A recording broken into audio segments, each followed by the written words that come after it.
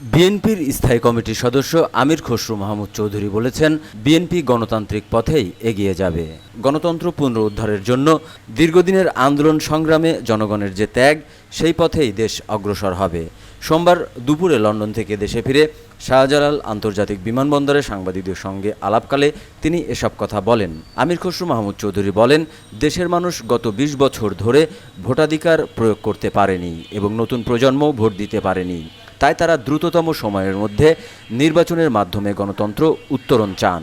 এটি ছিল আন্দোলনের মূল প্রত্যাশা। প্রধান উপদেষ্টার মতো বিএনপিও রোজার আগে বিচার ও সংস্কারে অগ্রগতি চায় কিনা প্রশ্নে আমির খসরু বলেন, সংস্কারের বিষয়টি ঐক্যমত্যের উপর নির্ভরশীল। এ বিষয়ে ডক্টর ইউনূস, তারেক রহমান এবং বিএনপির সব নেতা আগেই বলেছেন, ঐক্যমত্য হতে ১ থেকে ১.৫ মাসের বেশি সময় লাগার কথা নয় বলে মনে করেন আমির খসরু। বিচার প্রক্রিয়া প্রসঙ্গে আমির খসরু বলেন, এটি একটি চলমান প্রক্রিয়া এবং বিচার বিভাগের উপর নির্ভর করে। বিচার বিভাগ বিচার করবে এবং বিচারের আওতায় আনারও বিষয় আছে। যারা বিচারের আওতায় আসবে তার জন্য আরও প্রায় ৬ মাস সময় আছে, আর যারা এর মধ্যে আসবে না তাদের জন্য আগামী সরকার আছে। জামাত ইসলামী ও এনসিপির অভিযোগ, একটি রাজনৈতিক দলের সঙ্গে সরকার বিশেষ সম্পর্ক করছে।